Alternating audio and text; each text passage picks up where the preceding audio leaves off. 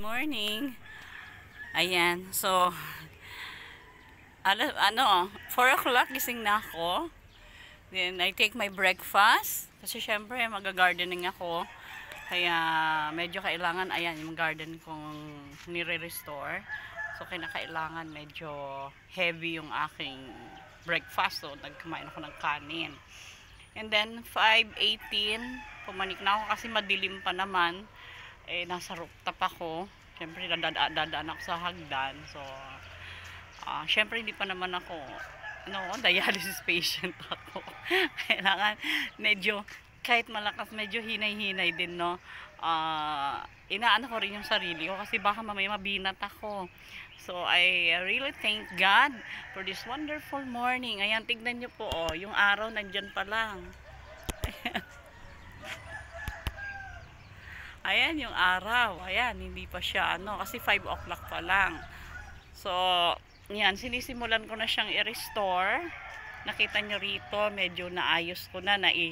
Nagpala ako niya na, I use that, shovel, ayan.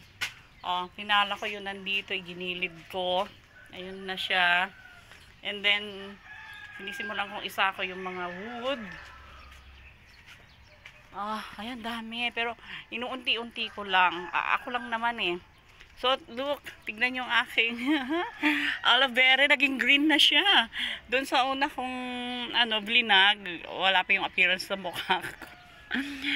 Talagang, as in, ang kulay niya ay brown. Ngayon, thank you Lord. Kasi siya ay, green na. And also, ito yung mga tinanong kahapon. Kasi everyday, this is already my exercise. Every day pumapanik ako.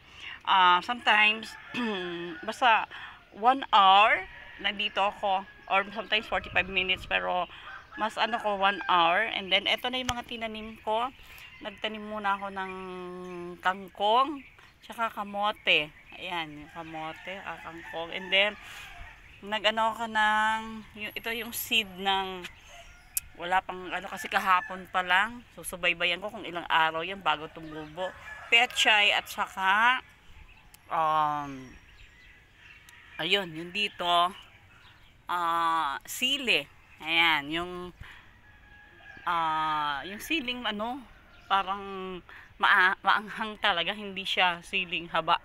Okay. So sinisimulan ko na, inuunti-unti ko nang ayusin. Hinay-hinay lang ako syempre. Ayan. So, nakita nyo naman, nagpalagay din ako ng trapal sa anak ko. Kasi nga yung halaman, pag bagong tanim, hindi pwedeng biladin. Kailangan talaga nakasilong siya. And pag buhay na siya, pwede na siya sa arawan. Especially yung kamote.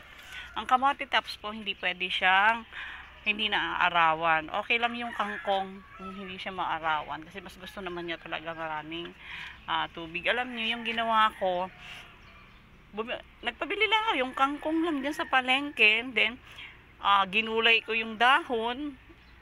Tapos, ganun yung kamote. Yung kamote naman, ginawa kong juice. Ayan.